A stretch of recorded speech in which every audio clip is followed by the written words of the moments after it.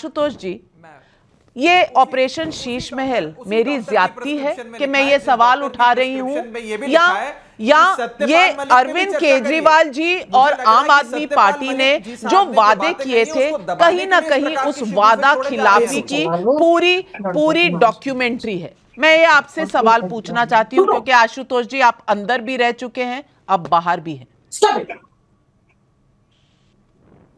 नविका जी, इस सवाल का जवाब जो है मुझे लगता है कि वो दूसरे तरीके से देना चाहिए।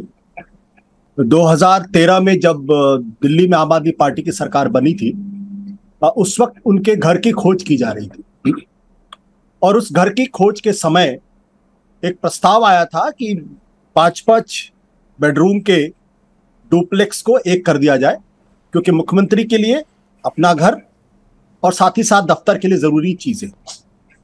और वो जो बात थी उसमें कुछ भी गलत नहीं था, लेकिन इस बीच आम आदमी पार्टी के कुछ वॉलंटियर्स ने यह कहा कि यह ठीक बात नहीं है और ऐसा करना उचित भी नहीं होगा, क्योंकि आप हमेशा ये कहते रहे हैं कि मुख्यमंत्री हो या कैबिनेट मिनिस्टर हो, सबको बड़े बड़े महलों में रहने की जरूरत नहीं है।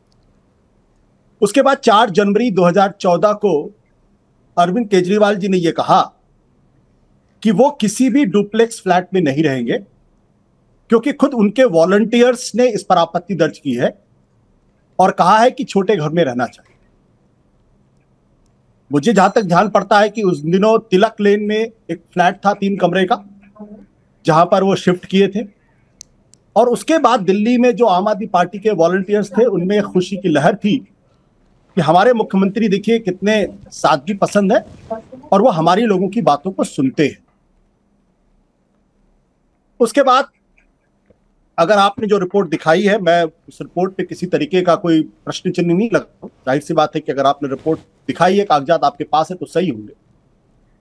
इसलिए मुझे 45 करोड़ का ये खर्च किसी भी कोने से जस्टिफाइड नहीं लगता है।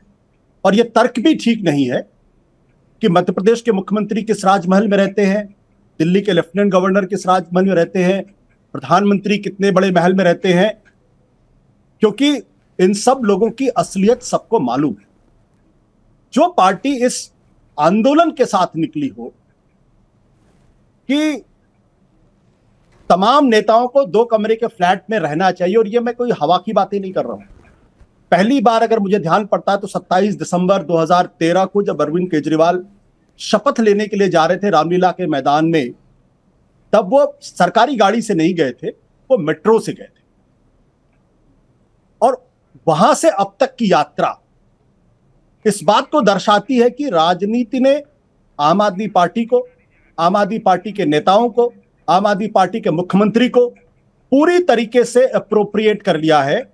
और आज उनमें और दूसरी राजनीतिक पार्टियों में कोई फर्क नहीं है। आपका यह सवाल पूरी तरीके से जायज है कि जो राजनीति बदलने के लिए आए थे, अगर वही राजनीति के रंग में ढंग जाएंगे, पूरी तरीके से रंग जाएंगे, तो फिर राजनीति बदलने का काम कौन करेगा और क्यों इतनी बड़ी बड़ी बातें की गई। मुझे अच्छी तरीके से याद है कि रामलीला मैदान में अन्ना हजारे कहते थे, मेरे पास तो कुछ नहीं है, मैं तो कुटिया में रहता हूं, मेरे पास एक खाट है और मेरे पास खाने का एक बर्तन है बस। और उनके इस वक्तव्य पर, इस स्टेटमेंट पर ही इस पूरे देश के अंदर भ्रष्टाचार के खिलाफ आंदोलन शुरू हुआ था। मैं ये नहीं कहता हूं कि यह शीश महल भ्रष्टाचार से बना हुआ है, लेकिन अगर आपने इतने ऊंचे मानदंड रखे थे, आपने जंतर मंतर पर 9 देश के बड़े नेताओं की तस्वीरें लगाकर 20 दिनों का अगर आपने आमरण अनशन किया था, जिसमें प्रणब मुखर्जी भी थे, और जो देश के राष्ट्रपति बने, तो फिर आचरण भी वैसा ही होना चाहिए। फिर आचरण, अगर तिलक लेन का जो फ्लैट था जिसमें आप रहे थे, तो फिर आपको उसी तरीके के फ्लैट पर रहना चाहिए, या जिस तरीके से फ्लैग स्टाफ का जो पहला मकान था वो भी अपने आप में ठीक था, उसमें भी कोई दिक्कत नहीं थी। लेकिन 45 करोड़ का अगर उसमें रिनोवेशन हुआ है तो कम से कम मुझे यह गले नहीं उतरता है। और अगर मेरी बात से किसी को तकलीफ पहुंचा हो तो मैं उसके लिए सॉरी भी कहने के लिए तैयार हूं।